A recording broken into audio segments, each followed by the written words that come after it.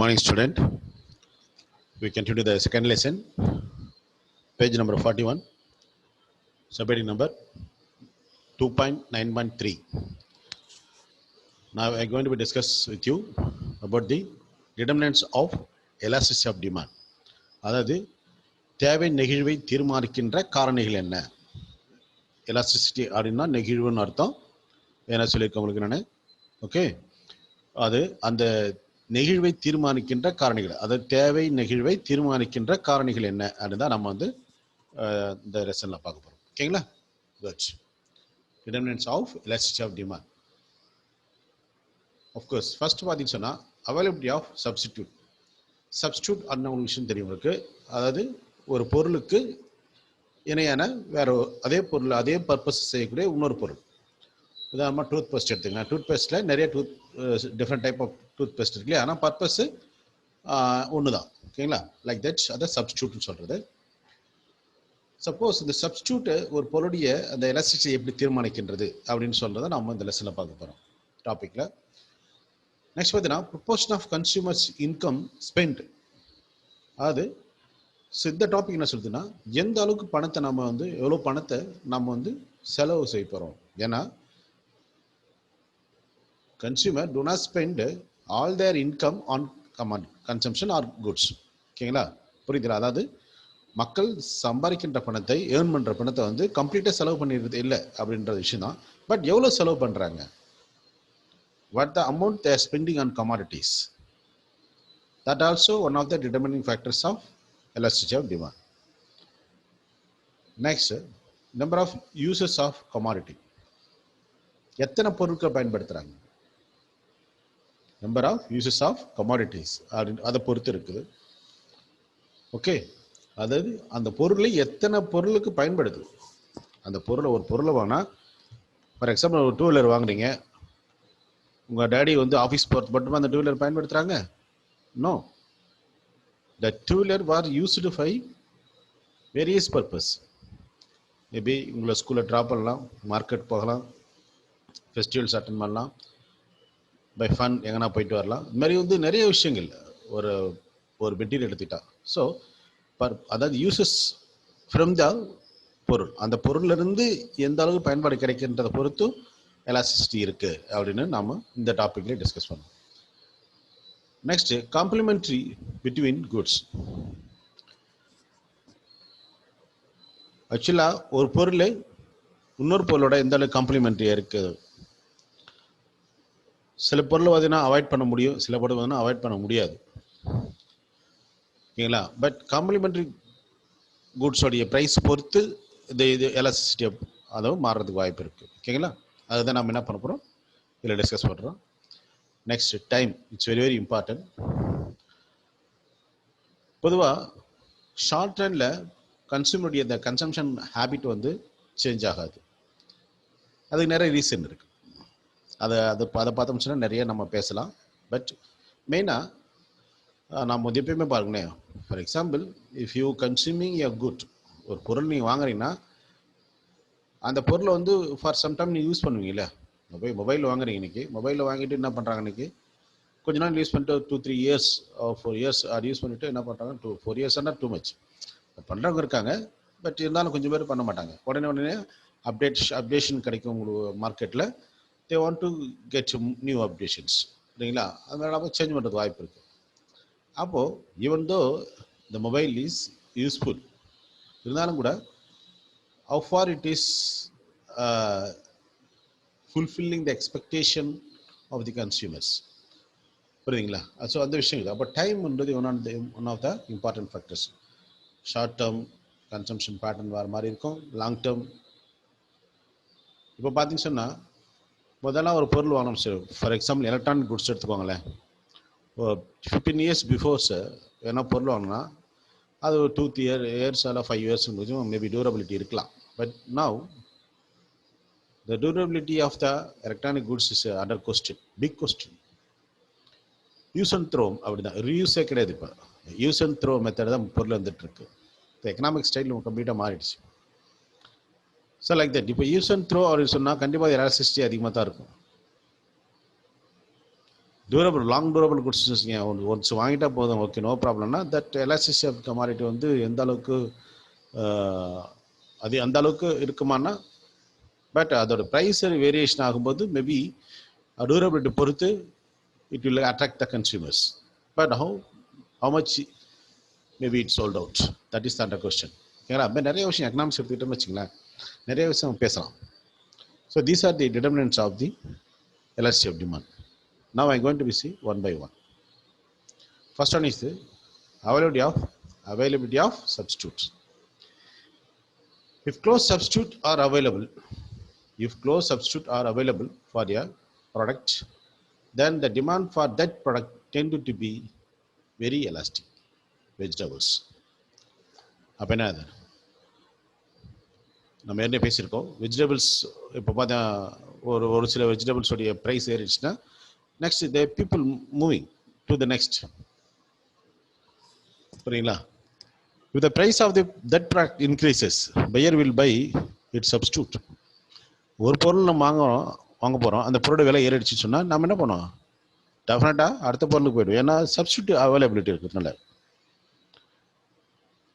Hence, fall in its demand will be very large. அப்போ என்ன பண்ணும், எந்த பொருளோட விலை ஏறிச்சோ அந்த பொருளோட டிமாண்ட் வந்து அதுக்கான டிமாண்ட் வந்து குறைஞ்சிரும். இது usual. So price elasticity will be large in vegetables, non-durable goods, perishable goods. ஓகேங்களா? Okay, good.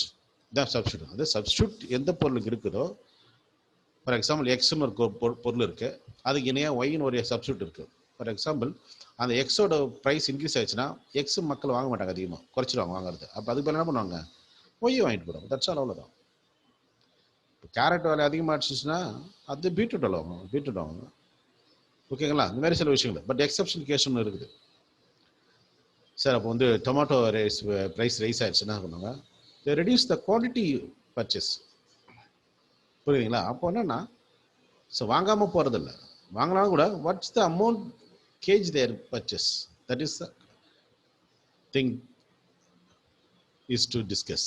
Okay, next, proportion of consumer income spend. இதில் பாருங்க, எந்த அளவு ப்ரொபோர்ஷன் சொன்னால் அளவுன்னு அர்த்தம். But the amount of money he spending, you like to spending on கமாடிட்டிஸ்ன்னு அர்த்தம். If smaller proportion of consumer income is spent on particular commodity, say X, price elasticity of demand for X will be smaller. புரியுதுங்களா? அது எக்ஸ்ன்ற ஒரு பொருள் மேலே அவர் கொஞ்சம் பணத்தை செலவு பண்ணுறாருன்னு சொன்னால் அப்போ ப்ரைஸ் எலாஸ்டிசிட்டி ஆஃப் டிமாண்ட் என்ன ஆகிடும், கண்டிப்பாக ஸ்மாலாக தான் இருக்கும். புரியுங்களா? ஸோ டேக் எக்ஸாம்பிள், சால்ட் எடுத்துக்கோங்களேன். நீங்கள் சொல்லு பார்ப்போம், சால்ட்டுக்கு விலை குறைஞ்சிச்சு, அப்பா போயிட்டு ஒரு லாரி நேரத்தை வீட்டில் வச்சுட்டாரா? இல்லை, என் நேச்சர் ஆஃப் த கமாடிட்டி இருக்கு. உப்போட விலை என்னதான் குறைஞ்சாலும் சரி என்ன பண்ணுவாங்க, எவ்வளோ வாங்குவாங்களோ அவ்வளோதான் வாங்குவாங்க. ஒரு சில பொருட்கள் அப்படி. அப்போ அந்த சால்ட்டுக்கான அந்த எலாஸ்டிசிட்டி பார்த்தீங்கன்னு சொன்னால் that is small elasticity or inelastic. அதுக்கான எலாஸ்டிசிட்டி வந்து விலை குறைஞ்சாலோ ஏற்றாலோ மக்கள் வாங்குன்றது வந்து அதிகமோ கம்மியான்றது கம்மியாக தான் இருக்கும். அப்புறம் இன்எலாஸ்டிக்னு சொல்லாது, அந்த அளவுக்கு பெருசாக மாற்றத்தை ஏற்படுத்தாது, அதோட தேவையில்லை அப்படின்னு சொல்லாது. அதற்கான தேவையில்லை இந்த அளவு மாற்றத்தை ஏற்படுத்தாது. Next, number of uses of commodities. ஒரு பொருளை வாங்குகிறோம், அந்த பொருள்லேருந்து நம்ம எந்த அளவுக்கு பயன்பாடு அடைகிறோம் அதை பொறுத்து அது எலாஸ்டிசிட்டி மாறி இருக்கு. லாஸ்ட் பாயிண்ட் பாருங்களேன். If a commodity is set, இந்த point goods, okay, if a commodity is used for greater number of use, ஒரு பொருளை பல்வேறு பயன்பாடுக்கு பயன்படுத்தணும், its price elasticity will also be higher or larger. அதோடைய பிரைஸ் எலாஸ்டிசிட்டி என்பது கண்டிப்பாக மாறும். ஃபார் எக்ஸாம்பிள் மில்க் எடுத்துக்கோங்களேன். Milk is used as butter, curd, cheese, and for making ice cream, etc. I mean, பல்வேறு பயன்படும். ரைஸ் ஒரு மில்க் எடுத்துன்னு சொன்னால் அதை பட்டர் செய்யலாம், கர்ட் செய்யலாம், ஜி செய்யலாம், அந்த மாதிரி நிறைய விஷயங்கள் நம்ம செய்ய முடியுது. ஸோ அதனால் even if a small fall in the price of the milk will tempt the consumer to use more milk for many purpose. அதனால் பல்வேறு பயன்பாடு அந்த மில்க்லேருந்து கிடைக்கிறதுனால அந்த மில்குடைய அந்த விலையில் சிறிதளவும் ஏற்பட்டாலும் கூட என்ன பண்ணாங்க, அதற்கான தேவை கண்டிப்பாக அதிகமாக தான் இருக்கும். நம்ம கூட செய்யலாம்ல. Okay, hence milk has greater price elasticity of demand. புரியுதுங்களா? Goods. This is coming under the number of uses of commodity. எந்த அளவுக்கு எத்தனை பயன்பாட்டுக்கு ஒரு பொருள் பயன்படுது அதை பொறுத்து இருக்கு. Next, complementary between goods. நம்ம என்ன பார்த்துருக்குறோம், ஒரு பொருளுக்கு இன்னொரு பொருள் இணையானது. For example, along with the petrol, lubricating oil is also used for running automobiles. நல்லா பண்ணுங்க. ஒரு ஆட்டோமொபைல், ஒரு பைக் ஓட்டணும்னு சொன்னால் என்ன, நமக்கு பெட்ரோல் மட்டும் இல்லை, டீசல் மட்டும் இல்லை, கூடவே lubricating ஆயிலும் நமக்கு தேவைப்படுது. இங்கே விஷயம் என்னன்னா, a rise in the price of lubricating oil may not reduce the demand for lubrication oils. ஏன்னா அது வந்து பார்த்தீங்கன்னா அது complementary. Hence the complementary good hair lubrication oil will be price inelastic. அது lubrication oil price ஏறிடுச்சு, அதெல்லாம் தவிர்த்துட்டு நம்ம பெட்ரோல் மட்டும் போட்டு ஓட்டினா வண்டி வருமா? நோ. கண்டிப்பாக அந்த ஆயில் இல்லாமல் என்னதான் பெட்ரோல் போட்டாலும் என்ஜினு வேணா போயிடும். சரிங்களா? அப்போது whatever the price changes, there is a need to buy the commodity. Okay, this is discuss under the complementary between goods. Next பாருங்க, time. In the long run, the price elasticity of demand for many goods will be large. This is so because in the long run, many substitutes can be discovered or invented. Okay, அதாவது ஒரு பொருளுக்கான தேவை என்பது long ரன்ல அந்த price elasticity அதிகமாக தான் இருக்குன்னு சொல்கிறாங்க. ஏன்னா அதான் சொல்கிறேன், ஒரு பொருள் வந்து ஷார்ட் டேர்மில் வேணால் ஒரு பொருள் ஓகே, பட் அதுக்கு ஆல்டர்னேட் இன்னொரு பொருள் பெஸ்ட்டாக வந்துடும்.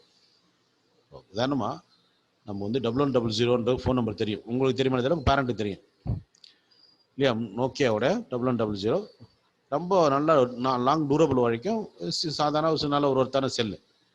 பட்டு இப்போ அந்த 1100க்கான டிமாண்ட் இருக்குமான்னு சொன்னால் கண்டிப்பாக 2 மொபைலாக வச்சுக்கலாம் ஒன்றா. ஏன்னா அது நல்லா ஒர்க்குன்றதுனால வாங்கி வச்சுப்பாங்க. பட் இருந்தாலும் கூட the consumer not give that much important to buy because today market having variety and advanced cell phones. புரியுங்களா? ஸோ இந்த லாங் டேர்மில் பார்த்தீங்கன்னு சொன்னால் அதனால தான் ஒரு பொருளுக்கான நெகிழ்வு என்பது, எலாஸ்டிசிட்டி என்பது அதிகமாக இருக்குன்னு சொல்லுவோம். Okay my dear student, so இந்த பாயிண்ட் ஒன்று புரிஞ்சுன்னு நினைக்கிறேன். ஓகேங்களா? So these R the points discussed under the heading what determinants of elasticity of demand. Okay my dear students, next we move to the next topic, that is measurement of price, that is elasticity of demand. Elasticity demand நம்ம measure பண்ண போகிறோம். இது வந்து கண்டிப்பாக ஒரு 5 மார்க்கில் கேட்கறதுக்கு வாய்ப்பு இருக்கு. இதை தனித்தனியாக கேட்கறதுக்கு வாய்ப்பு இருக்கு. For example, what are the measures, அந்த டைப் காட்ட பாருங்க. பெர்சன்டேஜ் மெத்தட் அப்படின்னு ஒரு மெத்தட் இருக்கு. வாட் இஸ் பர்சன்டேஜ் மெத்தட் கேட்டாலும் கேட்கலாம் 2 மார்க்கில். What is percentage method? அது percentage change in. There are 3 methods of measuring price elasticity demand. First one is the percentage change method. It is also known as the ratio methods. When we measure the ratio, what is the percentage of change in price and what is the percentage of change in demand for the particular commodity? That's a mundition. What is the percentage of change in quantity demanded of a commodity due to change in the percentage of price? That's all. Now, ratio. What is the ratio of changes in quantity by the changes in the ratio of price? Ratio in price. ஓகேங்களா? Elasticity of price is equal to அங்கே போட்டிருக்காங்க பாருங்க, change in quantity divided by change in price into price divided by Q. That is the change in Q. இது இருக்கு இல்லையா, இது new one, இது old one சொல்லுவாங்க. ஓகே, இதான் வந்து பர்சன்டேஜ் மெத்தட் சொல்கிறாங்க. That's all percentage method. Next total outlay method. இந்த டோட்டல் அவுட்லே மெத்தட்னு சொன்னால் என்ன அர்த்தம்னா, after changing the price of the particular commodity, how much the money spent on that particular commodity by the people. அது ஒரு பொருளுக்கான விலை மாற்றம் ஏற்பட்டுவிட்ட பொழுது அந்த பொருளின் மீது மக்கள் எந்த அளவுக்கு பணத்தை செலவு பண்ணுறாங்க. That's all total outlay. Total money spend on the particular commodity. ஆனால் எவ்வளோ பொருள் வாங்கினாங்க அப்படின்னு சொல்லலாம். The Marshall suggested that the simplest way to decide whether demand is elastic or inelastic is to examine the changes in total outlay of the consumer or total revenue of the firm. Total revenue is equal to price into quantity. அப்போ price என்ன ஆகும், ஒரு பொருளோட விலை என்ன, ஒட்டு மொத்தமாக எவ்வளோ பொருள் விற்று முடிஞ்சிச்சு. That's our total revenue into price of the particular commodity, that is single unit, into the total what? Goods sold out. Okay, this simple way of measuring the total outlay methods. இதுக்கு ஒரு diagram இருக்கு, அது table காலம் இருக்கு பாருங்க. Price 150 இருக்கும்போது quantity demanded, that is பார்த்தீங்கன்னா quantity price 150 இருக்கும்போது குவான்டிட்டி டிமாண்டட் வந்து 3, டோட்டல் வந்து 450. That is elasticity is greater than 1. Okay, 125 rupees இருக்கும்போது கண்டிப்பாக குவான்டிட்டி டிமாண்டட் இன்க்ரீஸ் ஆகிட்டு இருக்கு. ஸோ டோட்டல் பார்த்தீங்கன்னா 500 இருக்கு. இது ஒன்று, that is elastic price equal to 1. 100 rupees வந்து ரெடியூஸ் ஆகிட்டு price. they get more or less அது வச்சு ஒரு 400 5 யூனிட் ஆஃப் சோல்டு இருக்கு. ஸோ வாட் இஸ் இன்கம் பார்த்தீங்கன்னா போத் 4க்கும் 5 வந்து, ஏன்னா இது நேச்சர் in between ஒரு இருக்கும். So this is equal to 1. Okay, last one is 75, 6 that is unit demanded, and 45 is the what? Total amount of spent on the commodity. ஓகேங்களா? There is a inverse relationship between price and total outlay. ப்ரைஸுக்கும் total அவுட்லேக்கும் inverse relationship இருக்கு. Demand is elastic. Direct relationship இருந்துச்சுன்னா what is டிமாண்டுக்கும் அந்த ஒரு பொருளுக்கான டிமாண்டுக்கும் ப்ரைஸுக்கும் inverse ரிலேஷன்ஷிப்னா அதுக்கு பெரிய எலாஸ்டிக்னு அர்த்தம். டைரக்ட் ரிலேஷன்ஷிப் இருந்துச்சுன்னா அது வந்து no, that is called what? Inelasticனு அர்த்தம். Okay, elasticity is utility when total outlay is constant. சரிங்களா? கொஞ்சம் கவனமாக படித்தா புரியுது. Next point method or geometrical method elasticity. ரொம்ப இம்பார்ட்டன்ட் இது. இதை மட்டுமே தனியாக கொஸ்டினில் கேட்க வாய்ப்பு இருக்குது. Point or geometrical methods. அதாவது ஒரு டிமாண்ட் கர்வில் எந்த அளவுக்கு மாற்றம் ஏற்படுது, அந்த டிமாண்ட் கர்வில் எங்கே வந்து டேஞ்சன்ட் ஆகுதுன்னு பொறுத்து தான் அந்த பாயிண்ட் மெத்தட் சொல்லுவாங்க. அது 4 செக்மெண்ட்டாக டிமாண்ட் கர்வை பிரிப்பாங்க. செக்மெண்ட் 1, செக்மெண்ட் 2, செக்மெண்ட் 3, செக்மெண்ட் 4னு சொல்லிட்டு. So between segment A and பிக்கு உள்ள இடையில எவ்வளோ அந்த டிமாண்ட் கன்செப்ஷன் இருக்குது, பேட்டர்ன் இருக்குது. ஸோ லைக் தட் ஒவ்வொரு அந்த செக்மெண்ட் நம்ம வந்து இதில் தெரிஞ்சுக்கலாம். ஓகேங்களா? when the demand curve is actually அங்கே படிச்சுட்டு இருக்கேன். when the demand curve is a straight line, it is said to be linear. ஆக்சுவலாக டிமாண்ட் கர்வ் போகிறாங்க. ஓகே பாருங்க, இதில் இருக்கு. இது எலாஸ்டிசிட்டியை மெஷர் பண்ணுறது ஒவ்வொரு ப்ரைஸ் இருக்கும் போதும். ஓகே பாருங்க, இந்த டிமாண்ட் கர்வ் இஸ் லீனியர்னு சொன்னால் புரியும் உங்களுக்கு. தட் இஸ் 45 டிகிரி லைன்லாம் போயிட்டுருக்கோம். அப்போ என்னென்னா, so no profit no loss. ஓகேங்களா? ஸோ அந்த மாதிரி ஒரு சுச்சுவேஷனில் ரூல் வந்துருக்கிறாரு. ஓகேங்களா? நெக்ஸ்ட் பார்த்தீங்கன்னா லீனியர் ஆன்னு சொல்கிறது. ஓகேங்களா? ஸோ அப்வர்ட் செக்மெண்ட் இல்லை அது இந்த டிமாண்ட் கர்வ் வந்து கொஞ்சம் மேலே இருக்குது, இல்லை ரொம்ப டீப்பாக கீழே இருக்குதுன்னா that is depends upon the demand for the particular commodity. This is a graphical point. Elasticity of a linear demand curve is shown by the ratio of the segment of the line to the right and to the left of the particular point. அதாவது பாருங்க y axis x axis measure பண்ணிருக்காங்க. இது lower segment சொல்லுவாங்க, இது Appar segment சொல்லுவாங்க. இது ஆக்சுவலாக வந்து இப்படி சென்டராக பிரிச்சா that is mid point of the demand curve. So இது பார்த்தீங்கன்னு சொன்னால் கிரேட்டர் தென் 1, இது ஈக்குவல் டு 1 இந்த 0 பாயிண்டில் இல்லைங்களா. ஸோ அது கீழே பார்த்தீங்கன்னு சொன்னால் elasticity of price is less than 1 அப்படி போய்ட்டு புரியுங்களா. So lower segment of the demand curve divided by upper segment demand curve is the example. இது ஒரு ஃபார்முலா. அது பாயிண்ட் மெத்தட் ஃபார்முலா கொடுன்னு சொன்னால் எலாஸ்டிசிட்டி ஆஃப் ப்ரைஸ் இது elasticity of price is equal to lower segment of the demand curve divided by upper segment of the demand curve. இங்கே பார்த்தீங்கன்னா இந்த கீழே இருக்குது லோயர் செக்மெண்ட், இது மேலே இருக்குது அப்பர் செக்மெண்ட். அது RQ upper segment, PM lower segment. இப்போ மிட் பாயிண்ட் எடுத்தீங்கன்னா ஏன்னா because here equal elasticity of price equal to equal ஓகேங்களா. ஸோ அது வந்து elasticity of price is equal to lower segment divided by upper segment, where elasticity of price stands for point elasticity, L stands for the lower segment and U stands for the upper segments.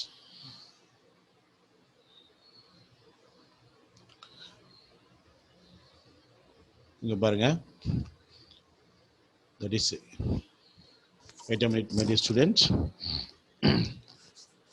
So இந்த diagram பாருங்கண்ணா, இந்த diagram பார்த்தீங்க சொன்னால் so 0 point இருக்கு இல்லையா, இது linear curve. இது கீழே பார்த்தீங்க சொன்னால் that is it is divide the demand curve into 2 halves part. அது இரண்டு சமமான பகுதியை பிரிக்குது. பிலோ த பாயிண்ட் பி, அதாவது பி அது 4 செக்மெண்ட் இருக்குல்ல, RM ஒரு செக்மெண்ட்டு, RQ ஒரு செக்மெண்ட்டு, ஓகேங்களா. லைக் தட் நீங்கள் ஒவ்வொரு அந்த இன் பிட்வீன் இது ஒரு செக்மெண்ட்டை நான் பிரிச்சுக்கலாம் நீங்கள். ஓகே, அந்த செக்மெண்ட் பிரிச்சு தான் நம்ம என்ன பண்ணுறோம், இந்த எலாஸ்டிசிட்டி ஆஃப் ப்ரைஸை வந்து நம்ம மெஷர் பண்ணுறோம் அண்டர் பாயிண்ட் மெத்தடில். ஸோ இந்த பாயிண்டில் உதாரணமாக இந்த லைனில் இப்படி ஒரு பாயிண்ட் வந்துச்சுன்னா what is the demand, what is the price. So இதுக்கான ப்ரைஸ் போது what is the price and what is the demand. So இதுக்கு ப்ரைஸ் போது like this will be explain. ஓகேங்களா. இங்கே வந்துச்சுன்னா அப்பர் செக்மெண்ட் அந்த ULன்றது வந்து first letter, L stand for lower segment, U stand for upper segment. அது LUன்றது புரியுங்களா. வேற ஒன்று இருந்தீங்க இங்கே இந்த LUன்ற டயக்ராம் இல்லைன்னு தெரியாதீங்க, இது ஷார்ட் ஃபார்மில் கொடுத்துருக்காங்க. ஓகேங்களா. These are the measurement of price elasticity of that is elasticity of demand. Sorry, price எலாஸ்டிசிட்டியில் எலாஸ்டிசிட்டி ஆஃப் டிமாண்ட். ஓகேங்களா. குட். ரொம்ப முக்கியமான விஷயம், importance of elasticity of demand. ஒரு பொருளோட தன்மையில் ஏற்படுற மாற்றத்தை பார்த்துட்டோம். நம்ம விலை மாறுகின்ற பொழுது, இன்கம் மாறுகின்ற பொழுது, சப்ஸ்டியூட் இருக்கும்போது எந்த அளவுக்கு மாற்றம் பார்த்தாச்சு. அது முக்கியத்துவம் என்ன, ஏன் நம்ம அதை படிக்கணும், அது எலாஸ்டிசிட்டி ஆஃப் டிமாண்டை நம்ம ஏன் படிக்கணும். First one, price fixation. ஒரு பொருளுக்கான விலையை தீர்மானிப்பதில் இந்த எலாஸ்டிசிட்டி ஆஃப் டிமாண்ட் வந்து அந்த டீட்டெயில் வந்து இம்பார்ட்டன்ஸாக இருக்குது. இங்கே பாருங்க, ஈச் செல்லர் அண்டர் மோனோபொலி. மோனோபொலியில் மோனோ பிளஸ் போலின்னு சொல்லலாம். Mono means single, poly means seller. Single seller or single buyer. Okay, அது தனி மனித கட்டுப்பாட்டில் இருக்கிற market. Each seller under monopoly and imperfect competition, if the demand for the product is inelastic, he can fix a higher price. புரியுங்களா. அதாவது monopoly அப்படின்னாலே no substitute அர்த்தம். அவர் உற்பத்தி பண்ண பொருட்களுக்கு இணையான பொருள் கிடையாது.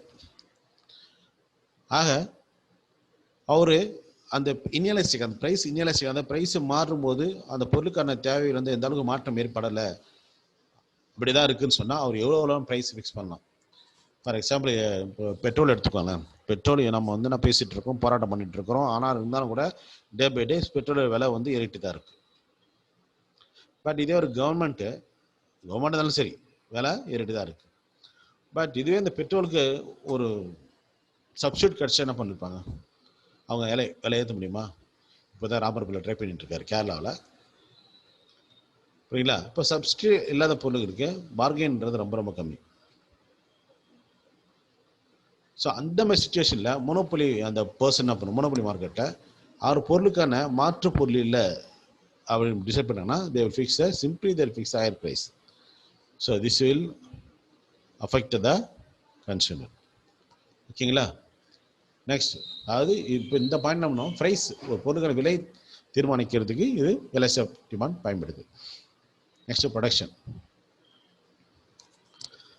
Producer generally decide their production level on the basis of demand for the product. புரியுங்களா? நம்ம பொருளுக்கான தேவை மார்க்கெட்டில் எவ்வளோ இருக்குது அது அடிப்படையாக வைத்து என்ன பண்ணுவாங்க, பொருளை உற்பத்தி பண்ணுவாங்க. Next, distribution. அடுத்து என்னது? Distribution. Elasticity of demand also help in the determinants of rewards for factors of production. Of course, factors of distribution சொன்னாங்க வந்து பொருளுக்கு டிஸ்ட்ரிபியூஷன் பண்ணுறதுல ஒட்டுமொத்த வருமானத்தை ஃபேக்டர்ஸ் ஆஃப் ப்ரொடக்ஷனுக்கு ரிவார்ட்ஸாக பிரித்து தரதுல எல்ஐசி ப்ரைஸ் வந்து ஹெல்ப்ஃபுல்லாக இருக்குது.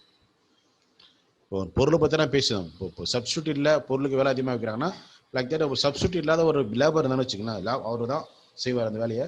அவரை விட்டு வேறு யாரும் செய்ய முடியாத சுச்சுவேஷன் வரும்போது வாட் வில் ஹேப்பன், அதை அவாய்ட் பண்ண முடியாது. அப்போ அவருக்கு தேவையான ஊதியத்தை கொடுத்தாகணும். ஓகேங்களா? Next, international trade. அது பார்த்தீங்கன்னா international trade. Elasticity of demand help in finding out the terms of trade between two countries. So இது நம்ம வந்து பார்த்தீங்கன்னா கம்பேரிட்டிவ் காஸ்ட் அனாலிசிஸ்ன்னு சொல்லிட்டு நம்ம வந்து படிச்சிருப்போம். நம்ம அதாவது ஒரு நாட்டில் ஒரு பொருள் உற்பத்தி பண்ணுறாங்க, உற்பத்தி பண்ணுறதுக்கு அதிகமாக செலவாகுது, பட் அதை இறக்குமதி பண்ணால் கம்மியான செலவாகும் அப்படின்னு முடிவு பண்ணுறாங்க. புரியுதுங்களா? அப்போது உற்பத்தி பண்ணணும், நம்ம நாட்டே பண்ணணும்னு நினைக்கிறவங்களா, பட் அவங்க வந்து நம்ம லோக்கல் மார்க்கெட் பீப்புளுக்கும் தேவையான அந்த டிமாண்டு கொடுத்தோம். இல்லைங்களா? ஸோ அதனால் எங்கே நம்ம பொருளுக்கான தேவை அதிகமாக கிடைக்குது அப்படின்ற ஃபைண்ட் அவுட் பண்ணுறதுக்கும் இன்டர்நேஷ்னல் லெவலில் மார்க்கெட்டில் நமக்கு எந்த அளவுக்கு அவைலபிலிட்டி இருக்குது, டிமாண்டு நம்ம பொருளுக்குன்னு சொல்லிட்டு முடிவு பண்ணுறதுக்கு இம்பார்ட்டன்ஸ் ஆஃப் எல்எஸ்சி டிமாண்ட் ஹெல்ப் பண்ணுது. ஓகேங்களா? Next, public finance. Public finance வந்து பொதுத்துறை நிறுவனங்கள் நிதி அலோகேஷன் பண்ணுறது. ஃபார் எக்ஸாம்பிள் ஒரு சில ட்ரிங்கிங் வாட்டருக்கோ, மெடிக்கல் ஃபெசிலிட்டிக்கோ, எஜுகேஷனுக்கோ, like that. Elasticity of demand help the government in formatting tax policies, for example for imposing tax on commodities. அப்போ மோனோபொலி பார்த்தாலே நம்ம இந்த மோனோபொலி பார்க்கும்போது அவங்க எவ்வளோ வேணாலும் ப்ரைஸில் ஃபிக்ஸ் பண்ணலாம் அப்படின்னு முடிவு வரும்போது டாக்ஸேஷன் பப்ளிக் ஃபைனான்ஸ் நம்ம டேக்ஸ் மூலியமாக என்ன பண்ணாங்க, அவங்களுடைய மோனோபொலி பவரை வந்து கண்ட்ரோல் பண்ணுறது, ரெடியூஸ் பண்ணுறதுக்கு வாய்ப்பு இருக்குது. இப்போ இன்னலஸ்டெக் இல்லை பொருளுக்கும் போது அதிகமான வரி போட்டோன்னா மக்கள் கட்டி தான் வேறு வழியில் அவாய்ட் பண்ண முடியாது. ஓகேங்களா? நெக்ஸ்ட், நேஷனலைசேஷன், நாட்டுடைமை ஆக்குதல். ஆக்சுவலாக இந்திரா காந்தி பீரியடில் நிறைய பேங்க் என்ன பண்ணாங்க, நாட்டுடைமை ஆக்கிட்டாங்க. ஓகேங்களா? அந்த மாதிரி ஒரு the concept of elasticity of demand enable the government to decide over nationalisation of institutions. ஒரு குறிப்பிட்ட இன்ஸ்டியூஷனில் அதிகமாக லாபம் வந்துட்டுருக்கு, அது திடீர்னு அந்த இன்ஸ்டியூட்டை சாதிட்டு போனோம்னா ஆயிரக்கணக்கான லேபர்ஸ் வந்து பாதிக்கப்படுவாங்க சுச்சுவேஷன் வரும்போது அந்த அந்த பர்டிகுலர் இன்ஸ்டியூட்டை எடுத்து நடத்துறதுக்கு இண்டிவிஜுவலுக்கோ இல்லை சொசைட்டிக்கோ ரைட்ஸ் உண்டு. ஓகேங்களா? ஸோ இதான் வந்து அது நாட்டுடைமை ஆக்கிறதுன்னு சொல்கிறது. The concept elasticity of demand enable the government to decide over nationalisation of industries. Suppose அந்த இன்ஸ்டியூட் வந்து க்ளோஸ் பண்ணுற போகிறாங்கன்னு சொன்னால் அதனால் ஒரு 1000 பேர் பாதிக்கப்படுவாங்க அவர் சுச்சுவேஷன் என்பது அந்த மாதிரி இன்ஸ்டியூஷன் என்ன பண்ணுவாங்க, கவர்மெண்ட்டை நேஷனலைசேஷன் பண்ணணும். சரிங்களா? That's all. ஸோ இதுதான் பார்த்தீங்கன்னு சொன்னால் importance of elasticity of demand. தேவையில் ஏற்பட்ட நெகிழ்வு முக்கியத்துவம் என்ன, தேவை நெகிழ்வின் முக்கியத்துவம் என்னன்றது தான் நம்ம இப்போ பார்த்தோம். ஓகே மை டியர் ஸ்டூடெண்ட்ஸ், நம்ம இதெல்லாம் பார்த்துச்சுன்னா இன்றைக்கி ஒரு 3 டாபிக் நம்ம கவர் பண்ணிட்டோம். Determinants of elasticity of demand, measurement of elasticity of demand and importance of elasticity of demand பார்த்துட்டோம். ஸோ நெக்ஸ்ட் கிளாஸில் நம்ம அடுத்த டாபிக் பார்ப்போம்.